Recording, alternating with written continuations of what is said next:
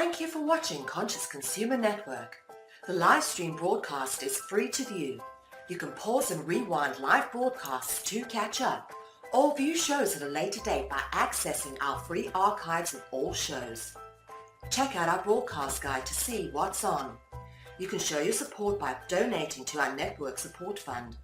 Follow us on Facebook and Twitter, or subscribe to the monthly newsletter for updates. We thank you for supporting free and independent media. Good evening, everybody. My name is Mel V, coming to you live from CCN headquarters here in Portugal. It is great to be with you, as always, this Wednesday evening. And it is 7 p.m. GMT, Greenwich Mean Time. And we are absolutely delighted to once again be joined by Dan Roodt and, of course, our co-host and most esteemed colleague, Karin Smith, who will be taking this interview through to a great end. And hopefully we'll learn a bit more today, because so much has been going on behind the scenes. Lots to talk about. So make sure you stay tuned. All right. Big welcome, Dan. Thank you for coming back to speak to us. Well, it's a pleasure, Mel. It's nice to be seeing you all again online. Thank you so much, Dan. And I'd just like to do a little bit of your bio for people, the few people who don't know who you are. So Dan Roodt is our guest today, and we brought him on again because the previous time we had him on, we had some video and audio problems. And Dan has a great insight into South African affairs, is an author, a columnist. He founded Prague.org.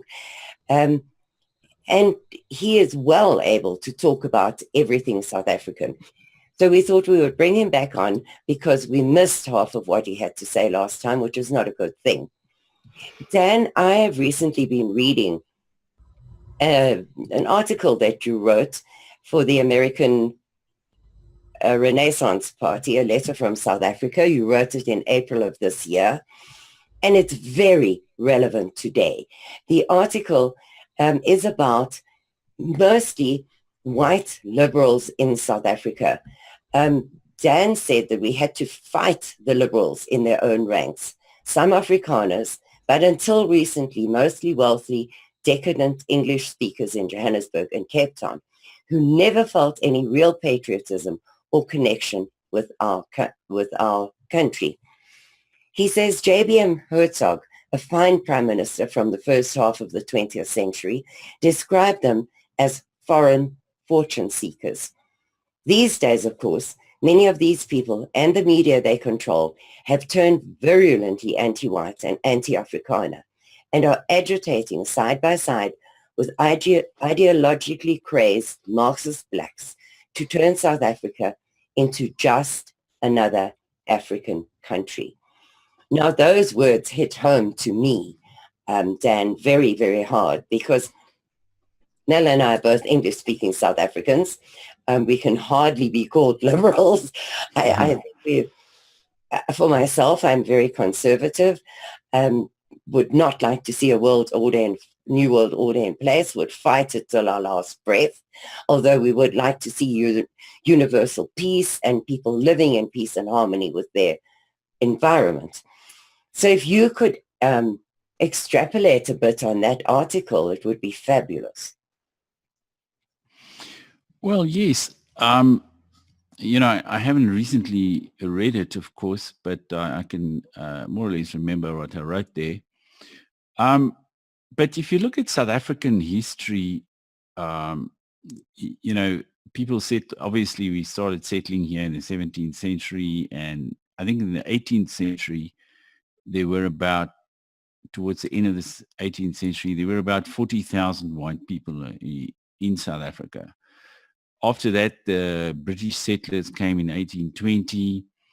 And I think in those days, there was quite a good relationship between the two white groups in South Africa, the newly arrived British settlers and the more established Dutch settlers, or they were starting to call themselves Afrikaners from when was it, about early 1700s, in fact. But you had, I think, particularly after the discovery of diamonds and gold, you had a sort of an influx, yes, of these people that Herzog called the foreign fortune seekers.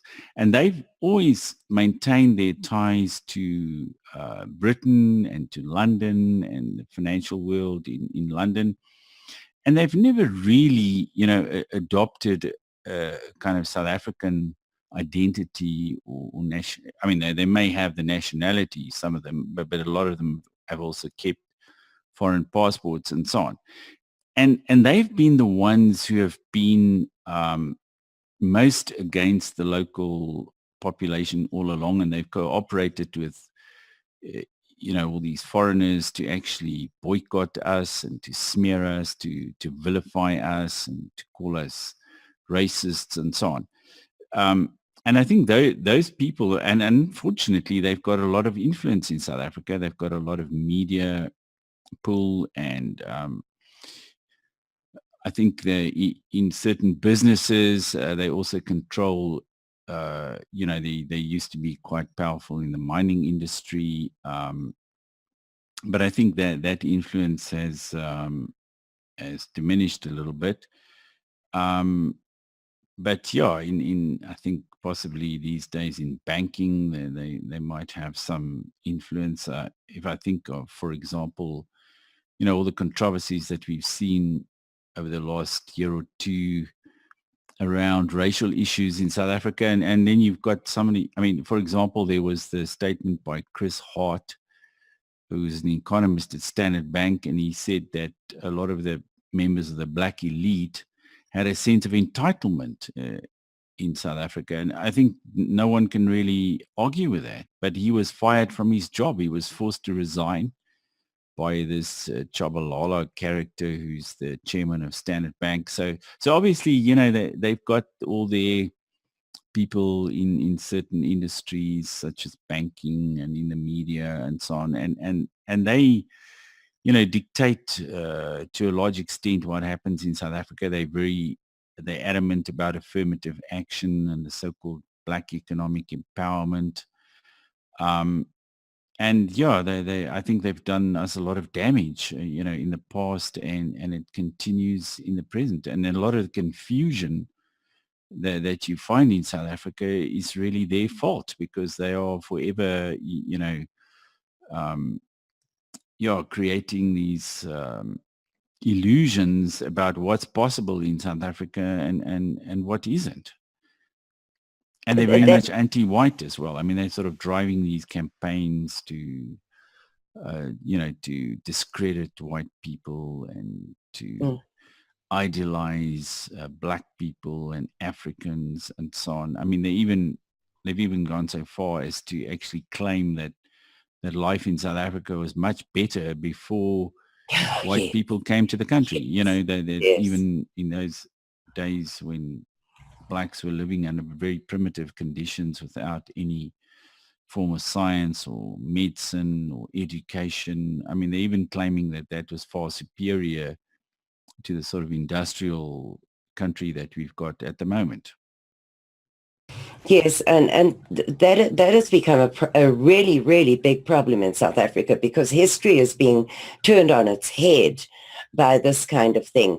You also wrote an article about the history book we should be using, and the history books we should not be using, which I found very interesting as well. In fact, I try and read all your articles because I learned so much from them that I couldn't possibly know otherwise.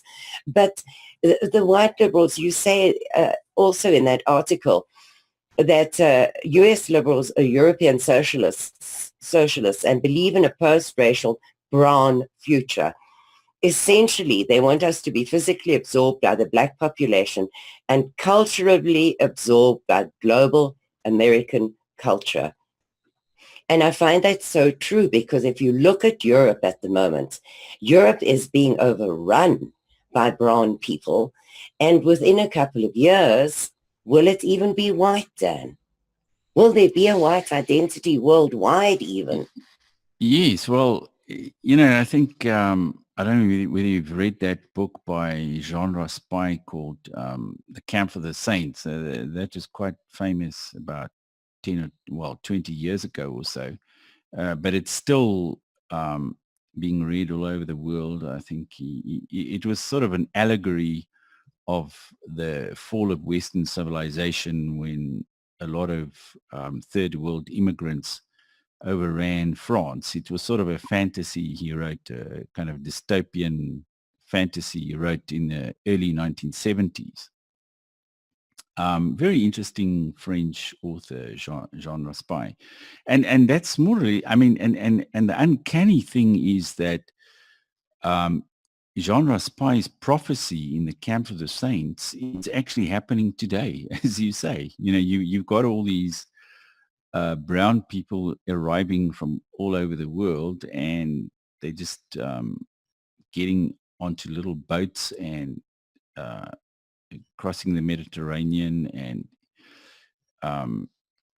occupying Europe. A lot of people are talking about occupation. There's a French author, another French author, a younger one, is about the same age as me. He, by the name of Renaud Camus, and he coined this phrase, the great replacement, or in French, le grand remplacement. And I think he's hit the nail on the head. They really want to replace the population of Europe with another population. And there are elements of that in South Africa too. If you see in companies and in the courts and everywhere, there's this notion that all whites have to be replaced by people of color. And I think that's part of the ideology of our time, that people of European descent should be replaced by others in a grand replacement or a great replacement. And there are certainly elements of that now in Europe. You can see it happening. And the socialists, who are not very popular anymore, they see these new arrivals as potential supporters and voters, and they, of course, welcome them in Europe. And if you see how the voting patterns go in Europe, in France, for example, all of the immigrants vote for the Socialist Party or the left-wing parties. None of them vote for the right or even the center-right.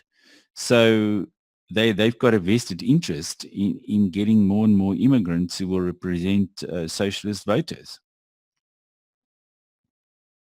Dan, at the moment in America, that is a really big subject because President Trump is trying to close our borders and prevent these people from coming in just willy-nilly, by their thousands. And there's a huge democratic movement against that because, as you say, they vote Democrat. Socialists, they vote that way. So it's a wonderful way to increase their numbers. But it seems to me to be a very short-sighted thing to do because, all right, in the short term, you get the vote and you stay in power. But we're all going to become brown. So how does that help you in the long run? It wipes out our people. And we're not allowed to be proud of being white. We're not allowed to be... nothing must be white orientated because then you're a racist. So life just becomes increasingly difficult all over the world. I mean, in Sweden, they even said that there is no such thing as a Swedish identity, which is ridiculous because every nation has an identity. The Boer nation has their own very strong identity. Yeah, well, I've been to Sweden twice, and it struck me that Swedes do have a very specific character and even appearance.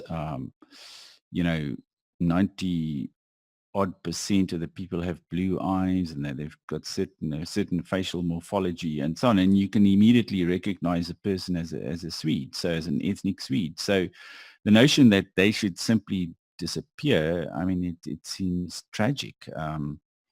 People are talking about saving the rhino and saving the gorilla and so on. But, well, what about all these so-called white tribes or white nations who all have certain specific characteristics and a certain beauty and culture about them. And, does anyone have the right to just destroy that and, yeah, uh, have those people replaced in this great replacement that Renaud Camus talks about? I've read some of Camus, and although he's quite difficult to read, he is a remarkably wise and intelligent person. Dan, so now the nationalist uprisings that are slowly happening all over the world, which seem to me to be a good thing, because nation states, from my point of view, need to exist to protect your identity. And I think it's special to have, Mel and I, and you are South Africans, we have a South African identity. It's part of our bone structure, literally. And then you have people, American. I mean, I when I first came to America, the American pride in who they are, the USA that happens. Yes. Very, it's important. It is important because it gives you a grounding in who you are, where you belong, what your history is. If we wipe all that away and forget about nation states, is there a possibility of just becoming some amorphous group? Because I don't see that happening. In South Africa, it's been proven that it doesn't work. So is it going to work internationally? Well, I don't think so, because, even Angela Merkel, who, threw open the borders of Germany at one point, I mean, she's also on record as saying that multiculturalism has failed in Germany. And I think it's failed in Europe. It's failed in South Africa. I mean, it causes a lot more conflict than it actually solves. People have this idea, this sort of melting pot idea that goes back to, ironically, another Swedish person or economist, Gunnar Myrdal, who wrote a book in the 1940s, An American Dilemma. And he had this notion that people should just mix and there will be this melting pot, and then eventually people will get on together and so on. But it hasn't worked that way. It hasn't created harmony. It's created more conflict than anything else. As soon as you mix people up, then, you've got ethnic conflict coming to the fore. We've seen it in Africa as well, where people have actually slaughtered one another, the various African tribes. And, you've also got much more racial conflict now in South Africa in the so-called integrated society than before. And there's much more hatred and, resentment among the various groups. If you had exactly the same experience in the USA, the old South, which was segregated, there was great, there was, I mean, people got on fairly well, and blacks and whites, there wasn't hatred between blacks and whites in the old South. Whereas now, of course, in the USA, you've got extreme enmity and animosity between groups. They shoot one another. They, they insult one another all the time. There's a lot of conflict. Sorry, excuse me for sneezing. And you see the exact same thing happening in Europe. The Arabs in Europe, they very much resent the indigenous European population. There's and you've got the same sort of reaction from Europeans themselves, and some of the more extreme groups, they're calling for conflict between the various ethnic groups in Europe. So yes, I think we should all agree with Mrs. Merkel and that multiculturalism has failed and that we need a new model to solve the ethnic problems in the world of today. But I think talking about nationalism, I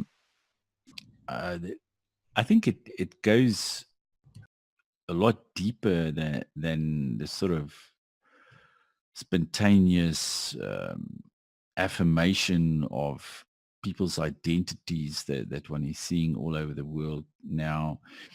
When I was in Sweden last year, I actually met up with some young people from the Baltic states, from Estonia and Lithuania and Latvia and so on, and they were extremely nationalistic. They go on these kind of nocturnal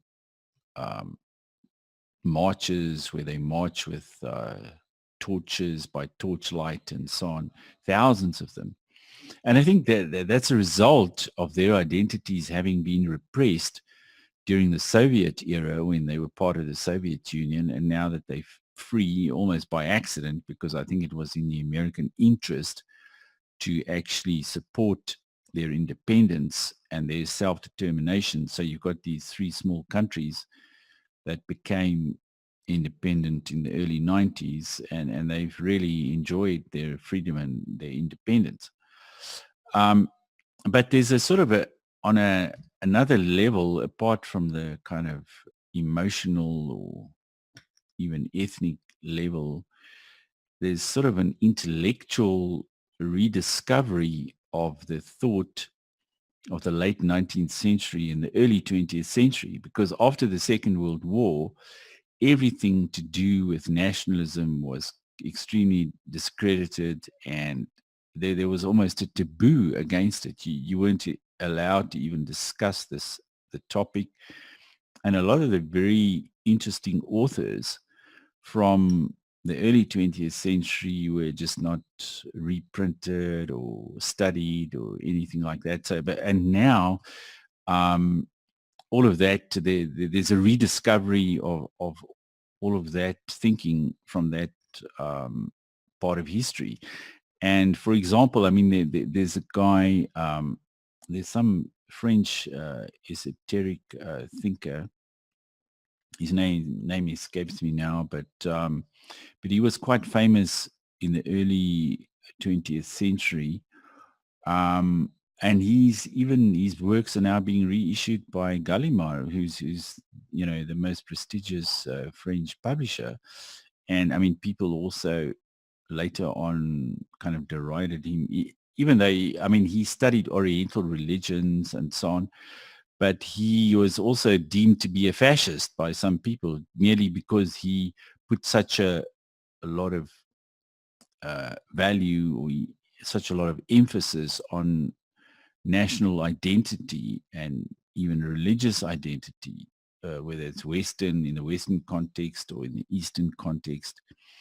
And for that reason, some people thought he was some sort of fascist or proto-fascist, but now he's being republished and discussed and so on. And a lot of that is happening, especially in Europe. But of course, in the United States, there's a whole alt-right movement. So yes, it's a whole different ballgame now. And I saw today there was an interesting tweet too by Martin Bosma, where some left-wing guy said, he was quoting him saying that the left should now steer away from referenda because after this Catalonian thing, because the zeitgeist today is in favor of populism and nationalism, whereas before it was supposedly left-wing and progressive. But now the left is becoming a lot more elitist, and they want to impose their ideas from above, through censorship and maintain it through censorship and so on. Whereas the popular ideas of today are more inclined to nationalism, yes, and the rediscovery of all those ideas from the late 19th and early 20th century.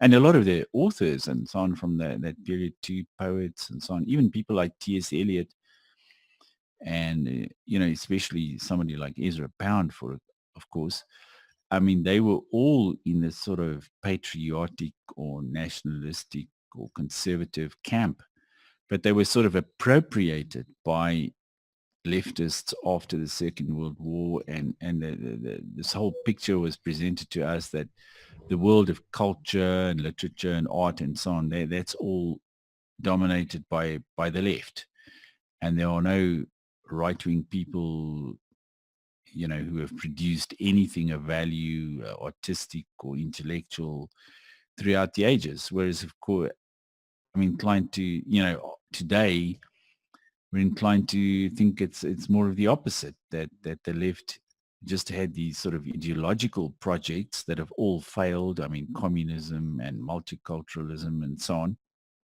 And they've produced these very stylized works that were mostly just propaganda, whereas the more subtle works of art and literature and so on, they came more from the conservative side. So do you think, and I mean, I'm asking you to make an enormous stretch here, and nobody can see the future, but do you think there is a future for what is called here the alt-right, etc., to save the white identity and the nationality of their countries? Or have we gone so far down the rabbit hole of leftist propaganda that we can't bring the world back? Well, of course, the so-called globalists, they've got very powerful positions in politics and the media and in business and so on. I mean, probably best exemplified by somebody such as George Soros. I mean, he's a billionaire, and he's got his Open Society Foundation that's even got an office in South Africa. And he exerts an enormous amount of influence all over the world. I think he's sort of a puppet master almost, pulling the strings in various countries. But I think it's natural for people to want to associate with others that are like themselves. And that's a natural process, and it's occurred throughout the ages. So I think this natural process that you're seeing in the world today of people coming together and, in any sort of crisis, there is a major global crisis, I think, with all the conflicts going on, the terrorism and the polarization in many societies. And then it's only natural that people should associate with others like themselves. And then you have nations and ethnic groups developing. So, and I think there's enough, thanks to the internet and this whole ferment that's going on social media and on the internet. Thanks to that, the whole movement has got quite a future ahead of it. And, there's a lot of people involved in producing all sorts of things, videos like this one, or books, or studies, articles, and so on. And it's a worldwide thing. It's in all the European countries. It's in the US. I think, probably even Latin America, and even in the Far East. I think Japan has always been a country that has been very proud of its identity and very exclusive too. They don't really welcome foreigners in their midst. And, the current Prime Minister of Japan, I think he's also, rehabilitated the sort of Japan from the pre-war era, and he's also done quite a few controversial things and made a few controversial statements also, honoring the Japanese who fought in the Second World War, which up until very recently was also a major taboo. So in Japan, I think there's something of a similar order taking place. So that Dan then leads us kind of backwards to apartheid, because the apartheid structure was for every race and tribe to live under their own rulers, by their own mores, by their culture, and kind of live in peace with each other. It didn't end up like that through many, many reasons, including world pressure. But that was the intention. And while it worked, it worked very well. And then the world intervened and said we were wicked and shouldn't do this, and we were oppressing everybody, and it all fell apart. But it looks to me as if the world is beginning to see that system as a necessity in order to maintain or keep your own nationality. Yes, I think you've got a point there, because, one can even take a step further and say that, under certain conditions, you have to separate people to stop conflict. And ironically enough, a few years ago, there was actually a statement from the United Nations saying that in a lot of these places in the world where you've got conflict between nations and ethnic groups, the only real alternative or the only real solution to stopping such conflicts is to separate those groups. So, and that was precisely what it was about. And then there's another aspect, which I think is also a supreme irony taking place today, or being voiced today, and that is the notion that people in Africa should be allowed to develop in their own areas and in their own countries. And you've had, over the last few months, you've had various European politicians and leaders and people in the EU and so on saying that the Europe solution to this immigration crisis is to actually allow Africa to develop, within its own areas and according to its own culture and so on. And that was precisely the sort of Rootian idea, but in a way it was sort of ahead of its time. Whereas now, the world and Europe and all these politicians are finally coming around to the idea that, maybe just having a sort of an influx of Africans into your society is not such a great thing, and that you should try and create development in the various African countries. And if you substitute the so-called independent African countries for the South African Bantustans, or homelands as they were called, it's exactly the same idea. And it does work. As you say, that was an idea that was way ahead of its time to a certain extent, but it did work. It kept relative peace instead of trying to push this whole bunch of differing peoples into one homogeneous mass.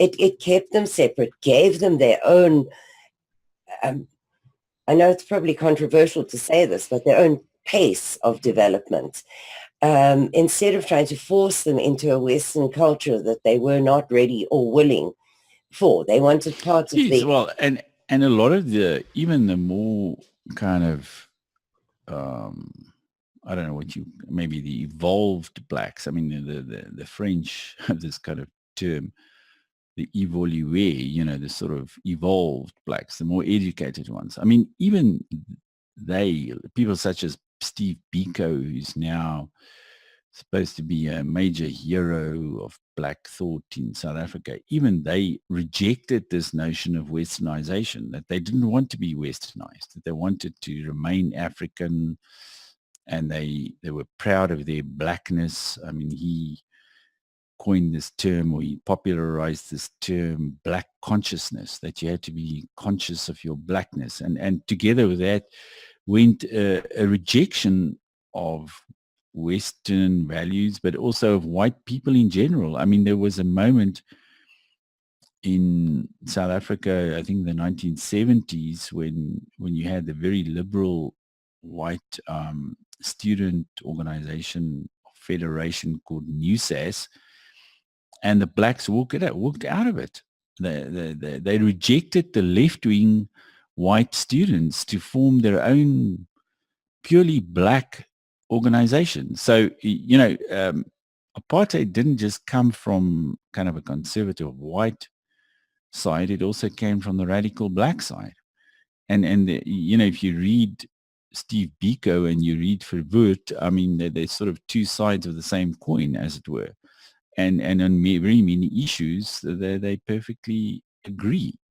So the whole thing is a lot more complex than it was made out to be. Yeah.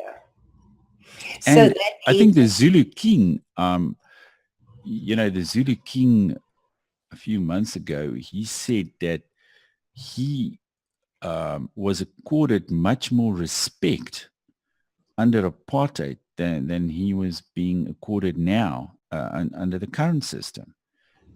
And I think the whole traditional kind of African culture and identity and way of life, all of that was promoted in those days.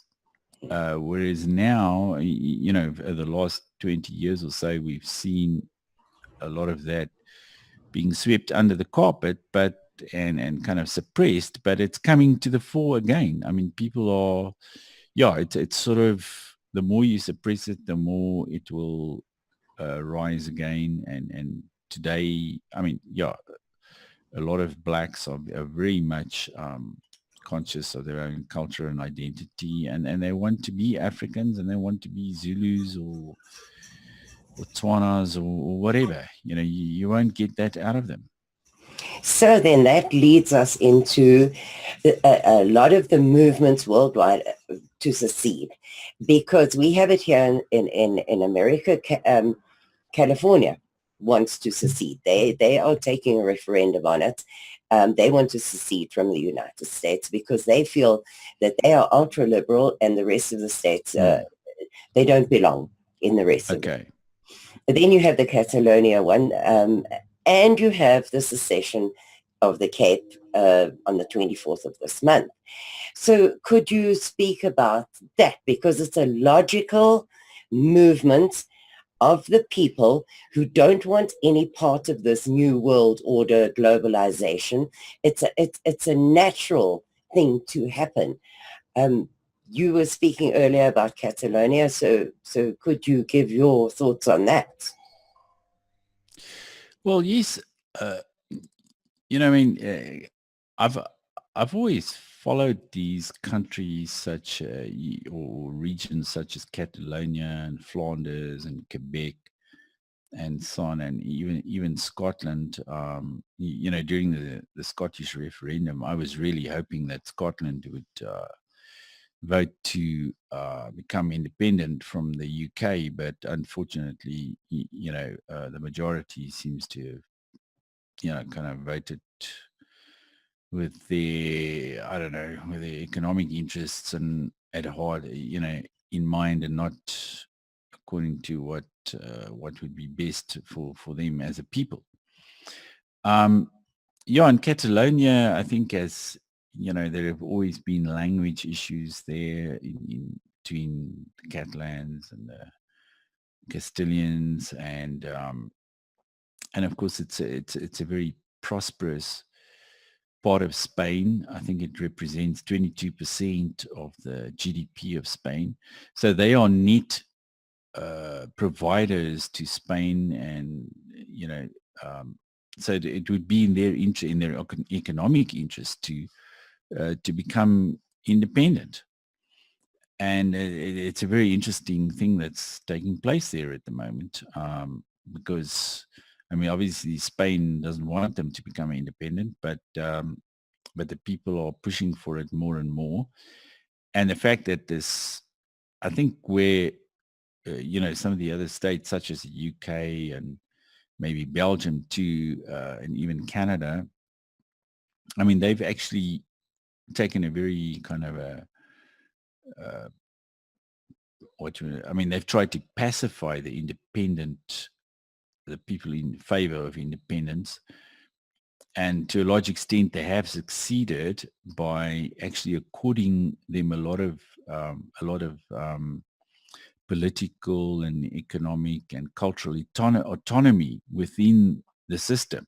In a place like Belgium, there are something like 7 parliaments. And if you look at Quebec today, if you look at Canada, in a lot of respects, I mean, Quebec is a very autonomous province in Canada. I mean, they've got their own, they've got their own language, and they run their own affairs. They've got their own budgets for certain things. And obviously Canada is a federal system, just like Belgium. Now, the Spaniards, they seem to have been taking a bit more of a hard line, although I think Catalonia has also, over the years, become a lot more autonomous, and I think they do have quite a large degree of autonomy within Spain. But this sort of hard line that Spain is taking at the moment, and the violence, and sending in the police to stop this referendum, I mean, that's really just making people more angry and more determined to actually say goodbye to Spain. So I think they've made a major strategic mistake there, and the chances of Catalonia becoming independent are probably greater now than ever before. But now South Africa, as you say, I haven't really, I mean, I've met 1 or 2 people involved in this Cape secession idea, but it seems to me that they need a lot more kind of media momentum behind them for it to happen. Yeah, but it's in absolutely. principle, it's a good idea. Well, Dan, both Mel and myself, who have been doing this for years, trying to draw world attention to the tragedy of the so-called Rainbow Nation, have been saying since the beginning that when Jan van Riebeeck landed at the Cape, there were no black people there. They were the Khoi. Yes. And therefore we cannot return land that we so-called stole from the blacks, because they weren't there to have the land stolen from them. So the fact that the Khoi king has now stood up and said, listen, this land is mine. So far, no further. Enough is enough. This land is mine. I've been accepted by the United Nations.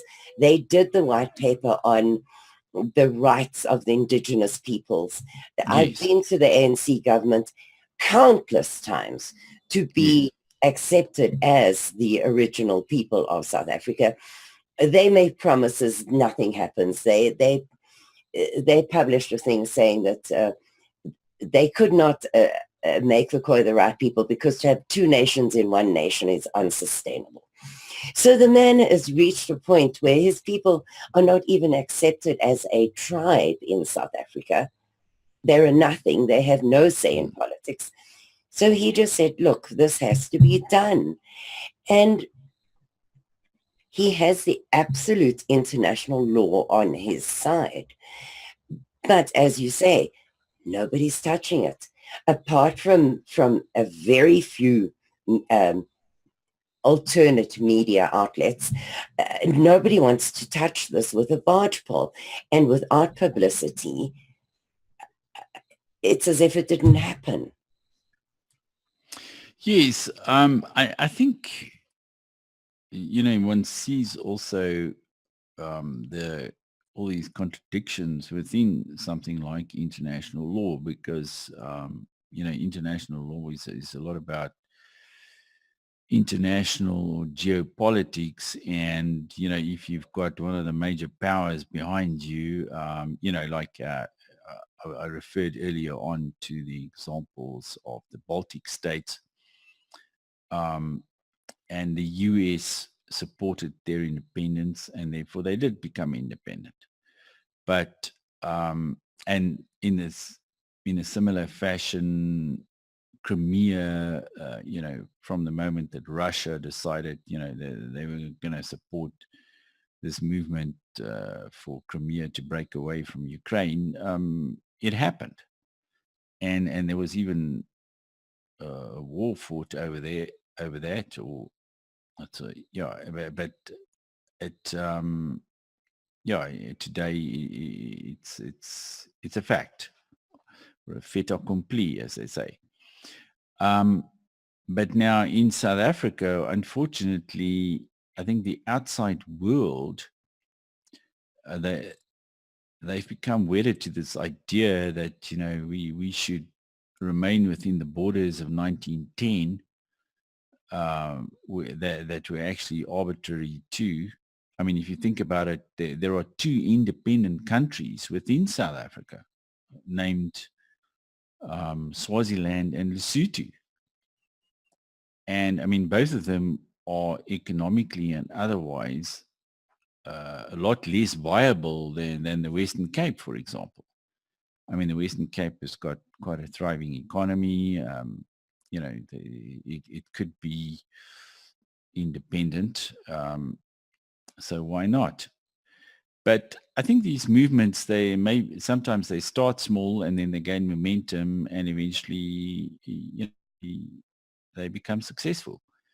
And ever since the breakup, especially since the breakup of the Soviet Union, you've seen a lot of those sorts of movements succeeding, sometimes, peacefully, and sometimes even, violently. I mean, I'm thinking also of an example like Slovenia, that had, I think they talk about the 10-day war in Slovenia in the early 90s, when they sort of in secret decided that they were going to secede from the old Yugoslavia, and they just, on a certain day they put up border posts and so on, and then there was a brief, there were some hostilities that broke out between Serbia and Slovenia, but it only lasted about 6 days and another 4 days of kind of negotiations and so on.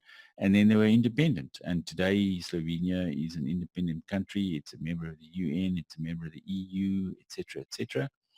So these things can happen. I always say that the future is not predictable.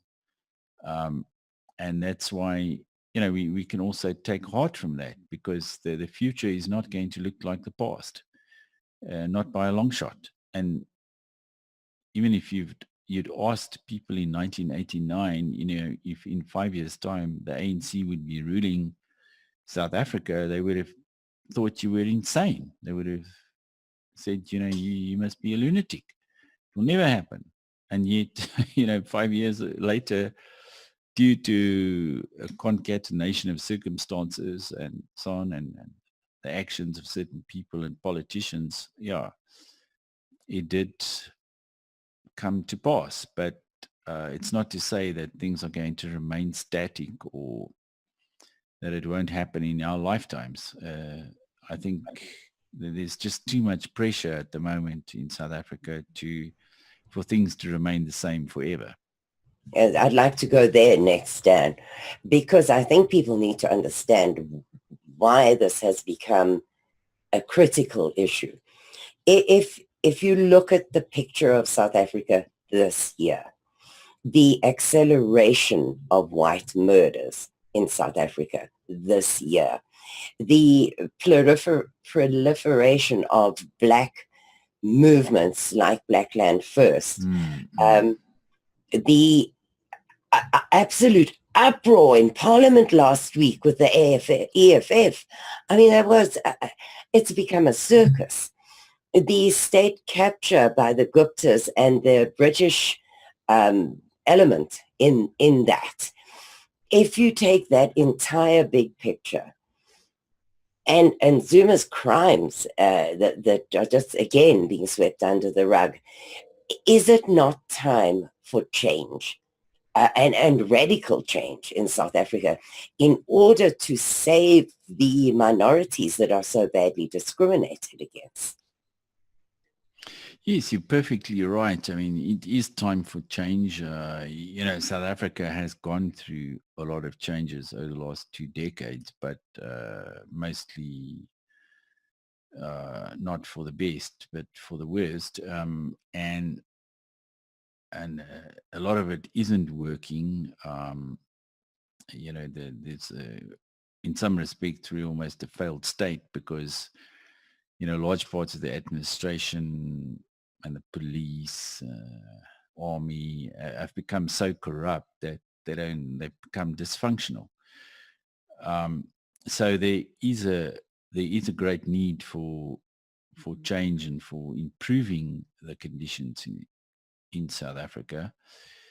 And definitely any form of, if we could dismantle this kind of centralized structure in South Africa, then minorities would feel a lot more safer and they would have more room to maneuver, to manage their own affairs and to protect themselves and to create, structures and an administration that would care for them. Whereas at the moment, this structure and this state doesn't care for us at all. As you say, it only cares for the kind of Afro-Marxist elite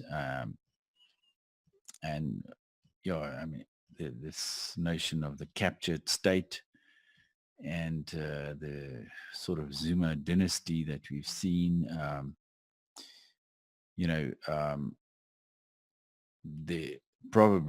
Chances are that Mr. Zuma's ex-wife will take over as the next president. So, some people, I've heard people saying that,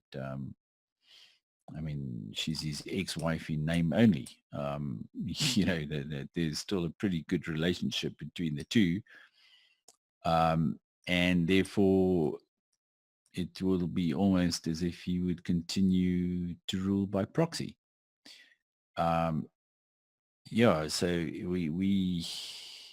I think we turning into one of these African countries that is just ruled by one family or one group of people, and that's not democratic at all. So, and the only way of moving away from that is to become more federal or confederal, or to have kind of breakaway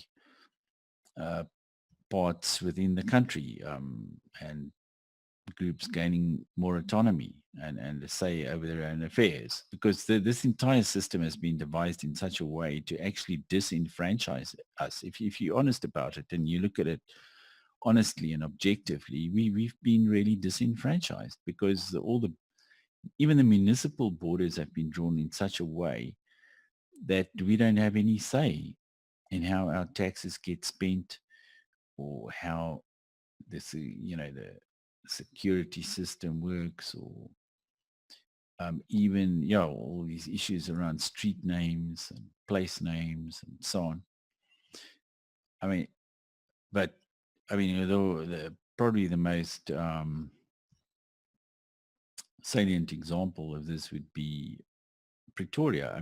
There are about 500,000 white people in and around Pretoria, parts of the East Rand and so on. And they've got absolutely no say in their own affairs, and how their taxes get spent. And all their taxes get spent in other areas to kind of buy votes for the ANC, and now even for the DA, because the DA has essentially just started imitating the ANC, and they're sort of trying to outbid the ANC in giving handouts to their voters. But it's not a good system at all, and it's not leading to progress and development and good governance. We've got bad governance at all levels in South Africa, on the national level, provincial level, municipal level. Some of the municipalities are completely bankrupt. Most of them are probably bankrupt. And then, Dan, as well, because there are so few white people in South Africa, it is unlikely that it's going to turn around in any way to give you a voice or a say anywhere, because you do not have the numbers to get a vote. Yes, exactly. We are completely outnumbered, and if you look at how the demographics have changed since 1960, it's really catastrophic. It's mind-boggling, because I don't think even the most pessimistic demographers from that time could predict that the balance would, or the pendulum would swing so badly against us when it comes to numbers. And that's where we are, and we've got to we must find a solution where we won't be just dominated because we not enough, we haven't got enough people. That principle is not accepted anywhere else in the world. I mean, the Danes are independent from the Germans. I mean, there are 4 or 5 million Danes and 18 million Germans. So, if the Danes can be independent of the Germans, I mean, it's this tiny country, just that's actually almost part of Germany, because it borders on Germany. Why can't we become independent of Black South Africa? And this is where I feel that this is possibly the only solution for the dispossessed and disenfranchised white South Africans, because there are approximately 4 million of them, and there are approximately 4 million Khoi. You join together, you have a double the voice that you have now, double the power really that you have now. And this thing has been done. It's done. It's over. He's declared it. It's the legalities that are being taken care of right now. And it's been presented to the Constitutional Court. The ANC is carefully not touching it, not commenting on it, because then it didn't happen. And they're hoping, I think, that it'll just go away. But it has been done. And the power of the ANC in this is the media blackout that took place about South Africa in 1994. Once it became the Rainbow Nation, the world turned its back and walked away. Now that this huge historical thing has happened in the Cape, nobody's looking at it, because South Africa doesn't exist to the rest of the world. How does one then turn that around? Because we've been trying. Dan, you have spoken all over the world. You practically had to bicycle across Mexico into the US to come and have your say recently. I mean, that was the funniest when you said that at that conference. Yes. I laughed. Okay. I almost had stitches about it, but it's become the truth. I mean, yes. Paul Fromm has been denied a visa from Canada to the United States. Such a thing doesn't exist, but one is demanded from him so that he could come and speak at the same group of people that you were speaking at. So, given that level of anti-white South African and the media blackout, which it's impossible to pierce, to even shine a ray of light on the situation in South Africa. How does one help these people make this public and make the world pay attention? I don't know how to do it. Well, I think, there's obviously got to be some kind of a media plan and support for it. But the one thing that we have to overcome in South Africa is, of course, that, I don't think people are contributing enough funds to these sorts of alternative political and social movements in the country, because they'd rather buy a bigger BMW Yeah. or, Yes. you know, a bigger house or something like that. I mean, they're so, you know, wedded to their material possessions and status symbols and so on. And unless we, you know, on a collective basis, start contributing a lot more to making these political projects happen, they're not going to happen, because Yeah. most of the alternative media and movements in South Africa are starved of cash. And then Yeah. you've, on the other side, you've got these huge conglomerates, and, you know, a thing like Naspers and so on, which is worth billions of dollars. Yeah, and obviously they have a monopoly on information in South Africa. And the only thing that we've got is the internet and the Yeah. social media and alternative media that are not negligible. I mean, they have a lot of influence, but when it comes to legitimizing a certain political project or something like a secession, which is a major thing, then you need some really heavy media behind it, mainstream media preferably. So, you know, that's the problem. And people will have to find ways around that and, you know, come up with some kind of publicity stunt to draw attention to it. Yep, because you, Dan, have fought your own battles on trying to get the word out. I mean, I have watched you, the travels that you have made, the people that you have spoken to, the prestigious places that you have spoken, and yet it makes pinpricks in the media, and this is a huge thing. The world should have picked up on it, the same as they have in Catalonia, but there is dead silence. And unless we can break through that, as you say, how does one get support for something that people don't know have happened? It's ridiculous. Well, you know, of course, we're not alone in you know, in fighting an uphill battle like that. You know, again, I referred to the example of Flanders earlier on, and I've met a lot of the Flemish politicians, you know, in the kind of, yeah, in the movement for Flemish independence from Belgium. And they've also been at it for years, and they've had ups and downs and so on. So, and it's not something often that happens overnight, and you have to really put a lot into it. And, you know, it can be a difficult process. If you haven't got some a major foreign power behind you or some major media behind you, yeah, then it is a difficult process.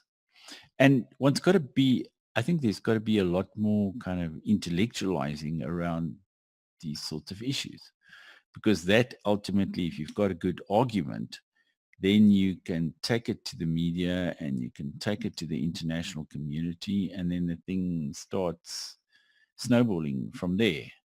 So, I mean, I haven't looked at all the aspects of this Cape movement, but, you know, no, certainly, I mean, far be it from me to criticize it or anything like that, but maybe if they'd done a bit more homework and presented the case, you know, in a bit more detail than they have until now, then perhaps by now it would have drawn a lot more attention. I don't know. I'm not saying that is the case, but I'm just wondering about that. Dan, you know, in South Africa, how one cannot do something like this in the public realm. So all the organizing, planning, putting together had to happen with a huge amount of secrecy. And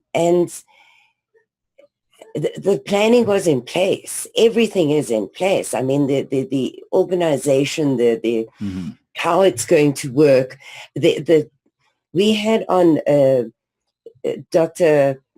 Winston Nagin, who's he's done this for other countries, and he explained exactly the legalities of it and how it has been done perfectly correctly within international law. Yes. But one could not go public. And you know yourself that to get a referendum on this going would have taken, well, it would probably not have happened given the political situation in South Africa. So because of the peculiarities of South Africa, this all had to happen underground and then be suddenly become public. And I don't want anybody to doubt that everything is in place. Everything that needs to be in place is in place. We just need even South Africans to become aware of what's happened. Yes. But it's so incredibly difficult because there was a little paragraph about this big in the Citizen the day after it happened and nothing else. Nothing else. And the mainstream media in the rest of the world, if they would not speak about the white problem in South Africa, the white poverty, the economic empowerment laws, etc., they wouldn't even look at that. Why would they look at this?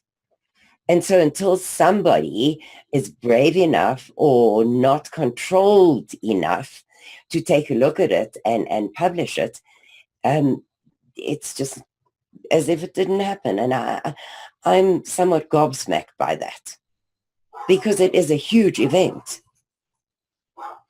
Well, one's got to, I quite like the kind of metaphor used by the U.S. investor Warren Buffett. Once he said that you should be out there batting with your baseball bat across your shoulder. I mean, you're not always going to hit a home run, but if you're not going out there and trying, it's not going to happen. So it might not. And if you look at it, I've looked at lots of these independence movements, and some of them, they start off small and they're sort of failures in the beginning, and they are ridiculed. And so, I mean, it could start off with 20 people in a room. I think I can't remember all the details now, the Slovenian example, but I think literally initially there were only about 20 people who supported the whole thing. And from there onwards, it developed, and eventually, it led to the complete independence of the country. So, you've got to start somewhere and then build upon it. And possibly, I mean, it's not, the fact that it's not going to happen overnight isn't a negative. It's just, part of the process that it might take a bit longer. It could take a year or two or even 5. But if you're determined enough, then eventually it will happen. Yeah. Because in South Africa, I mean, the state now, it's already, in a way, the South African state has been discredited even by the mainstream media. Yeah. They've even acknowledged that it's completely corrupt and in need of a major overhaul. So, you talked earlier about the Rainbow Nation, which was this thing that was created by the mainstream media and the advertising industry. In fact, I think the South African breweries, which is now part of a major, international beer group, or even the biggest one, they actually gave the whole thing a reason to exist, because they spent hundreds of millions on their ads where they showed people in completely artificial situations, black and white and so on, drinking beer together and supporting the Rainbow Nation idea. I mean, they built that whole thing, but ironically, the mainstream media have actually broken down their own creation by focusing on all the corruption and the deficiencies of the current government. So first they presented the ANC as saints, Yeah. and now, they're saying that they're not fit to govern the country. So something will have to happen. Now, that's for sure. Well, I see ex-President de Klerk said the ANC was going to implode or something like that, but I'm not too sure about that. But yeah, I mean, even he, who was supposedly one of the architects of the system, Exactly. can see that the thing is kind of, the wheels are coming off. Yeah. And so that is why this thing it happened now, and it's critical now, because we would like to save some of the country and save all of the people before the wheels fall off totally. And the violence in the country, the protests, the riots, the armed robberies of money trucks, etc., are just, they're a disgrace. They are an absolute disgrace. And the failure of all the parastatals as well, and the bailout of SAA for the fourth time with pension money. It's Mickey Mouse. I mean, this is less than a banana republic, what is going on in that country. Yes, true. I mean, a lot of people wanted South Africa to become just another, South Africa used to be a Western country, but now a lot of people wanted it to become an African country or just another African country. And unfortunately that has happened, but in the bad sense, that we've become as corrupt and as inefficient and as a lot of the African countries south of the Sahara, including places like Zimbabwe or Angola or Kenya, so on, and all of them. I mean, there's not a single one that you can really call a raging success. I mean, even Botswana, which is sometimes held up to be a model African republic, I mean, it's also got its problems. And then again, we have this visit from Mugabe taking place in South Africa yesterday and today. I'm a bit stymied by the time difference, so yesterday and today is good enough for me. And Zuma saying they're like brothers and their countries are the same. And we need to stand together and we support each other. One has to be deaf blind to consider that you're going to support Zimbabwe as a picture of what you want to become. Yes, exactly. Although, I mean, there was a foreign correspondent from the New York Times in Johannesburg, and she also wrote some eulogies about Zimbabwe and land reform there and so on. So, American liberals are quite capable of that too.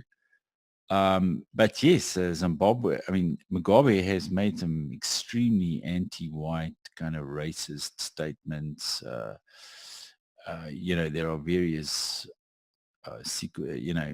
video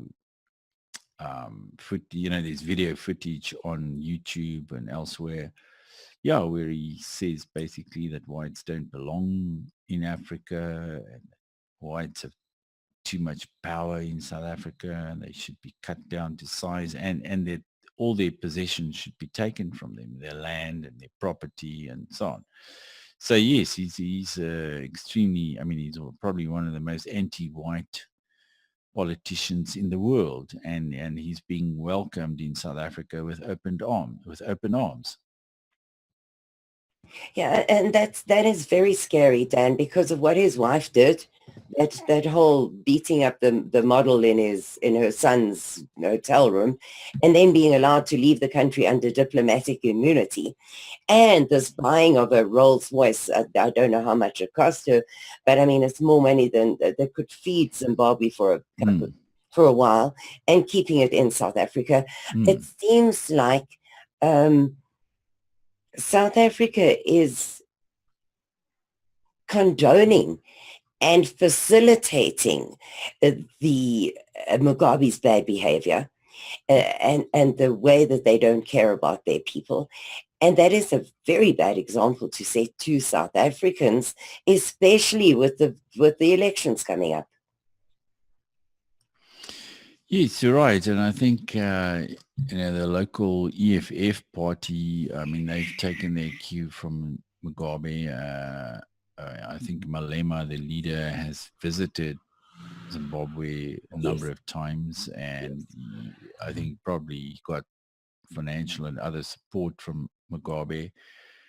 But you're right that we've actually, facilitated the Zimbabwean regime because it would already have collapsed, I think, if it hadn't been for financial and other support from South Africa. I mean, there would have been a famine long ago in Zimbabwe. Probably they wouldn't have. I mean, as far as I know, we're still supplying electricity on credit to Zimbabwe, whereas they don't have the money to pay for it. So we've actually propped up, I mean, the ANC has propped up the ZANU-PF government in Zimbabwe. If it hadn't been for us, it would have collapsed long ago. So it makes you wonder, I mean, why are they helping this guy if they don't really agree with him in very many respects? And I think even publicly that they do seem to agree with him. And that's very worrying for the Western minority in South Africa, because it creates the impression that, we just going, I mean, our government is going to follow the same line. And ultimately they just want to get rid of us. And then I'd like to speak to you, Dan, because this is of severe concern to me. The expropriation without compensation thing. The Boers have a right to their farms. Damn it, man. They've been farming that and providing food for the nation for hundreds of years. And to firstly dispossess them, and then I read this morning that the ANC has got thousands of farms which have been taken back, but they're finding it a problem to give them to the people who claim them because they don't want the farms, they want the money. So now the farm is not being farmed. The white farm is living in a squatter camp probably because what is the point? And they can't give the farms away because the blacks who wanted them want the money. And then you have the examples of Sapiko tea estates, and I think it was called Lipton after a while there, and Zebedelia, where they were flourishing export concerns, which are now deserts. So the short-sightedness of this is just beyond me. And in the same breath, Mugabe is saying we're going to get rid of the remaining white farmers, but please will the white farmers come back? So you can't understand which he wants, because it's on the same day, 2 reports from him saying that. So you can't understand where they're coming from. You would think that the ANC government had learned by that example that your country is going to starve if you kill the farmers or chase them away. Yes, you're right. But the whole thing, I think, is a complete farce. It's, so many contradictions there. You just enumerated a few of them. But we also have to acknowledge at a certain point that, within the African mind, there's no real principle of non-contradiction.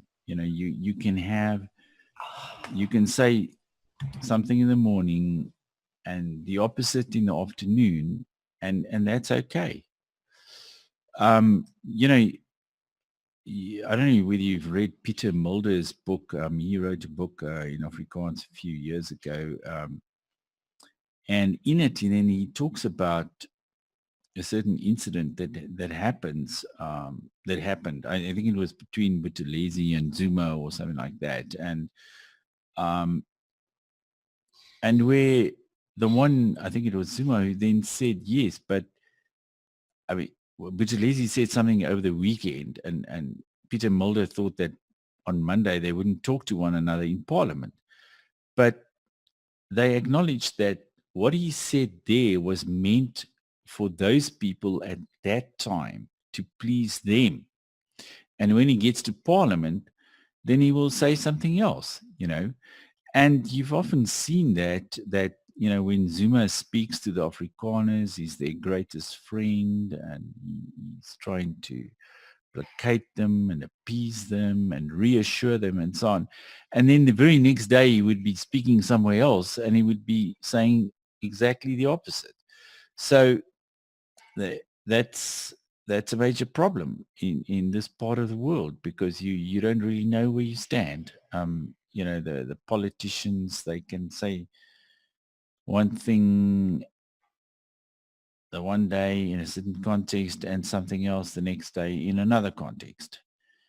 And so, Dan, in their minds, are both of those things true, or does it not matter? I don't think it matters. The truth is something relative, I think. It's got it's got more of an emotional value than a logical value. It's something that makes you feel good and not something that's necessarily logically true. And a lot of people outside South Africa, in the Western world and so on, they're not aware of these things even, and they take everything at face value. But of course, if you go into it a bit more deeply and you've got more experience of it, you realize that it's very complicated, and some of these things you can't take very seriously. But the whole land reform thing, it's a complete farce, because as you say, about over 90% of the so-called land reform projects and the farms that have been dished out to people, they've all failed. It's cost billions and billions. It's a financial disaster.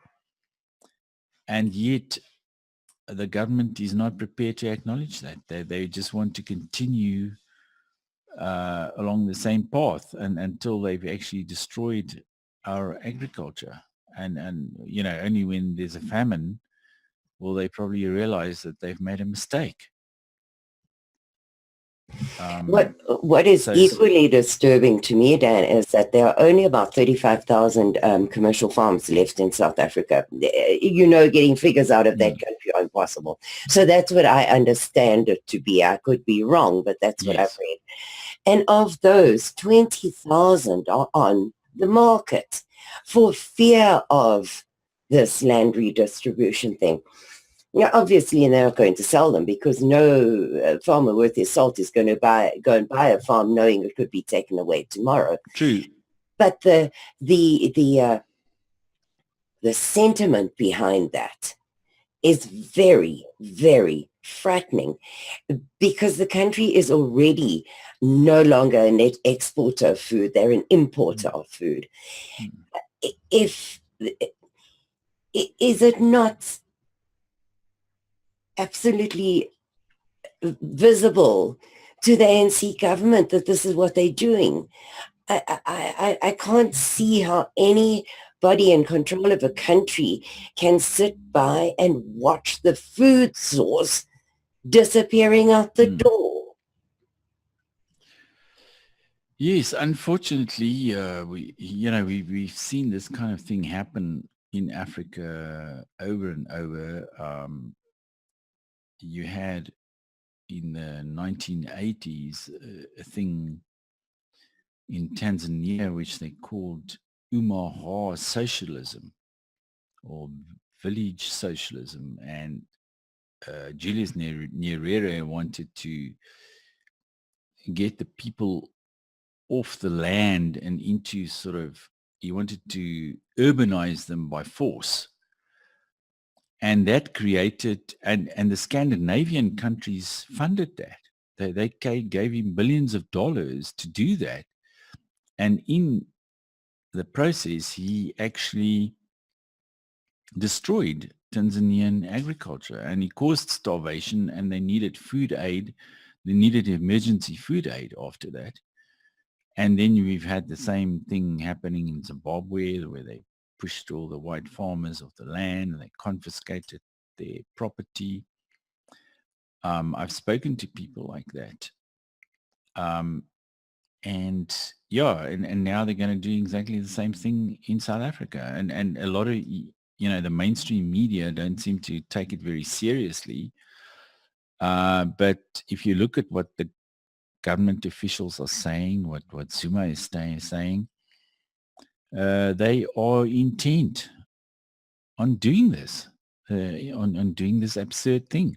But there's an even more absurd term that's being bandied about at the moment, and of course that's radical economic transformation. If you open a newspaper in South Africa, or you turn on the radio or the television, I mean, I don't watch television, but I assume they also talk about that on TV. People are talking about radical economic transformation, and however you may want to interpret this term, it can only mean some form of Marxist revolution and confiscation of the means of production and all those sorts of things that we've seen in the 20th century in so many communist revolutions. And this is what they are now talking about in South Africa. And even Mrs. Zuma, Dlamini Zuma, who is now campaigning to become the next leader of the ANC and the next president, she's also saying that we must have radical economic transformation. And all of the black commentators and columnists and so on in the newspapers, they're also writing this. We must have radical economic transformation. So how that's going to pan out, that's probably going to, together with the land reform, that could potentially destroy South Africa as we know it. But nobody is left. Yeah. But, there's that sort of notion to, I call it radical chic. The American author Tom Wolfe, he wrote a little book, I think in the 70s, called something like Radical Chic and Mowing the Flak Catchers. But there's this idea that when black people do extreme things and they make extreme statements and so on, you don't need to take it seriously. I mean, if a white person would say, I'm gonna confiscate all the property that blacks own and chase them out of the country, then that person would be almost arrested on the spot. Mm. And he would be vilified as a Nazi and an extremist and a white supremacist and so on. But if a black person says that, then everybody just smiles politely, and they somehow, they don't accord, the same seriousness to it as they do to a white person saying the same thing, which I suppose, that sort of has to do, I think, with what one might term liberal racism, that ultimately white liberals are far bigger racists than conservatives, because they seem to view black people as children, and therefore they don't take them seriously. So if you, it's like a 2-year-old telling you, oh, mommy, I'm gonna kill the neighbors or something like that, and you say, no, that's not a nice thing to say. But we don't take it seriously, or the liberals don't seem to take it seriously. But Dan, these people have proved themselves to be totally serious.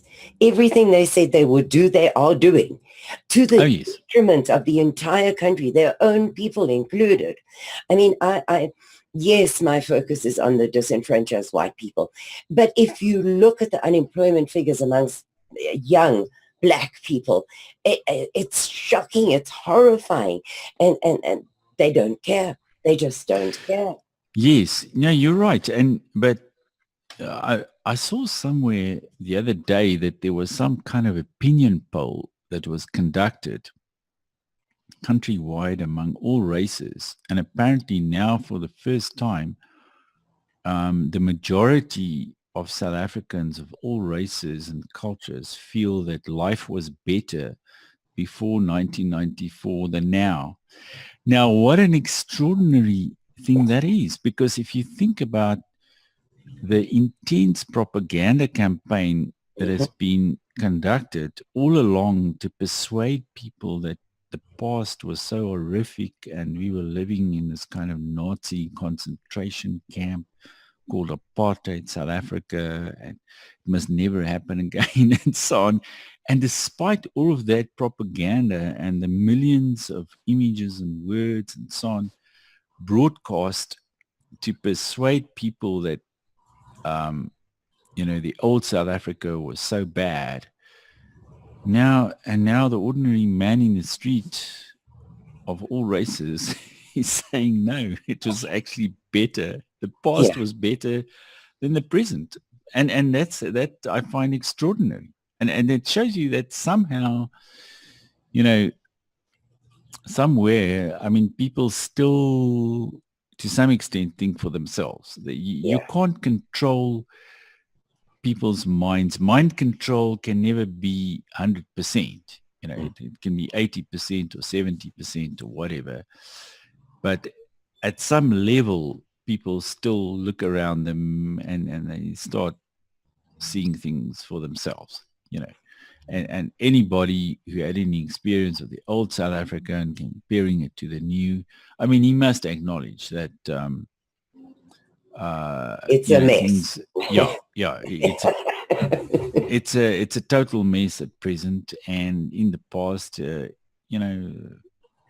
very many aspects of the country was quite well run, including SAA. I mean, SAA was a good airline at the time. Yes. The management was not corrupt, and it turned a profit, and it provided a good service to all of us. And now it's bankrupt, it's corrupt, it's it has to be bailed out with billions all the time. It's a complete drain on the state coffers. Yeah, that's only one example, and there are many. You throw SABC into that part next, because they're the next ones. I mean, really, and they control what the people are told or not told. Oh yes. So I mean, the SABC is a major propaganda arm of the government. All the black radio stations broadcasting in African languages. That's where the real mind control takes place. And they have to control that. Mm-hmm. So Dan, we have about 5 minutes left, I think between 5 and 10 minutes left. If you have some closing thoughts, particularly on the secession, because I feel this is a very big thing for South Africans. It could provide a safe haven for white South Africans if we help to make it a success. And isn't that what they have been calling for the last 20 years? Yes, I think a lot of people have been talking about self-determination and, finding some corner of the country where we could do our own thing and live a more or less ordered and peaceful life and not be subjected to violence and attacks and home invasions, farm attacks and farm murders and all those sorts of things. So I think it's inevitable that things will develop in that direction. because this current system can't continue like this forever. It's just, I use the expression, the wheels are coming off, and you can see it. I mean, it's everywhere. The administration is not functioning. I mean, there are potholes in the roads and so on. And just financially, you can see that it's not viable in the long run. So we'll have to develop some corner of the country for ourselves, and it's probably going to be towards the Western Cape, either the Southern Cape or Western Cape, that region, because that's where the part of the country with the least African blacks, and therefore it's the most suitable for Western settlement and development, even though it might not have all the mineral resources of the northern parts of the country, but we'll have to do without those, and develop those areas for tourism and agriculture and high-tech industry and software and services and so on. I think the Cape Town is already a very successful city, and it's growing faster than a lot of the other cities in South Africa as a result of the spontaneous influx of white people and capital in the Western Cape. And I think that process is bound to continue. And we can do it, Dan. We can do it. We as a white South African nation, together with... Yes, we can, because, apart from the mines that have never really belonged to us, but the rest of the country we developed by picking up ourselves by our own bootstraps, through hard work and initiative, and not with a lot of capital at all, did we develop the country and turn it into an industrial country. So we can do it again. It's quite possible. Just like Germany and Japan stood up after the Second World War, and within 10 years became two of the major industrial powers in the world. I mean, we can do the same thing here.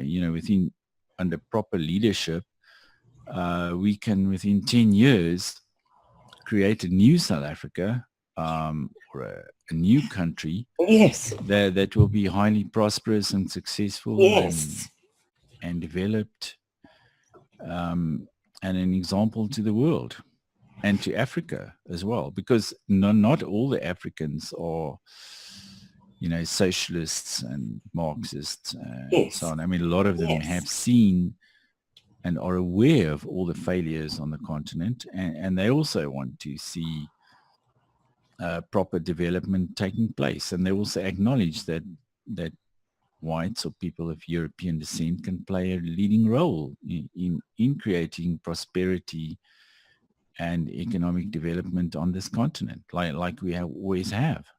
Yeah. And I love the name of it. I know it was the Cape of Good Hope, but the Nation of Good Hope is just such a fitting name, because it will give hope to people around the world who are suffering the same things that South Africa suffered. An influx of brown people, disenfranchising them, slaughtering them, raping them, etc., etc. It will give hope to them that we can stand up again and we can make a success of a country again for ourselves. If we just all stand together, we can do this. Yes, those are fine sentiments. I cannot help but agree with you. Thank you, Dan. And thank you very, very much for coming on the show again. We will be calling on you very regularly. Okay, well, I think I've got some of the technical problems sorted out now, because I use a Linux system, and fortunately it doesn't like Zoom. No, but this is running on it now at the moment. Wow. So Yeah, I'll kind of refine the lighting and all that a little bit, and then we can, we can do a few more Thank you. I'd really like chats to like thank this. Dan, because I know you're a very busy man and you're very much in demand by all and sundry. But I like the quiet, intellectual, not emotional-driven voice that you add to the discussion. Because I'm way too emotional about it. I get terribly worked up and, and you just add a calmness to it, which is really great. So thank you very much for being our guest. Well, thank you very much. And I look forward to our next talk. Thank you, Dan. Thank you very much, Dan. It's been great to have you with us. Very, very eye-opening, as always, your information. And that's it for us tonight, guys, on Stop South African Genocide. Please do tune in for next week's edition, same time, same place, with myself, my co-host, Karin Smith. As always, it has been a pleasure. For those of you wanting to catch up on our archives, please check out consciousconsumernetwork.tv for our broadcast guide, ccn.media for the archives, and of course, stopsouthafricangenocide.org to get all the information with regards to South Africa. And of course, you can catch Karin's stuff at radiofreesouthafrica.com. And Dan, where can people find you? Yeah, well, they can find me on Twitter and Facebook, and of course on praag.org, praag.org. My email address is also there. So yeah, it's quite easy to contact me. Brilliant. All right, that's it for tonight, folks. Thank you for tuning in. It's been a pleasure. We'll see you again. Take care. Good night. If we want to change the world, we must first change the media. Mainstream media exists for the purposes of indoctrination and manipulation of public perception. The world of free and independent media is growing, and with the upsurge in information now available in the public domain, it has never been easier to access free and independent media. The exploration of this information resulted in an experimental project which would provide a fully supported space for researchers, whistleblowers, and seekers of all kinds to express themselves and educate the world. On the 1st of January 2015, Conscious Consumer Network was launched to the world. Nobody thought we would make it this far, but CCN is the longest running free and independent media network of its kind. CCN is a unique collaboration of hearts and souls, bringing you information from different perspectives to educate and inform. Since we started CCN, we have had only one desire: the pursuit of a free, fair, just, sustainable world, and this has not changed. Having overcome many challenges over the last 2 years, CCN is here to stay, and we've got great things lined up for 2017. Help keep CCN on the air by supporting the 2017 Network Support Fund.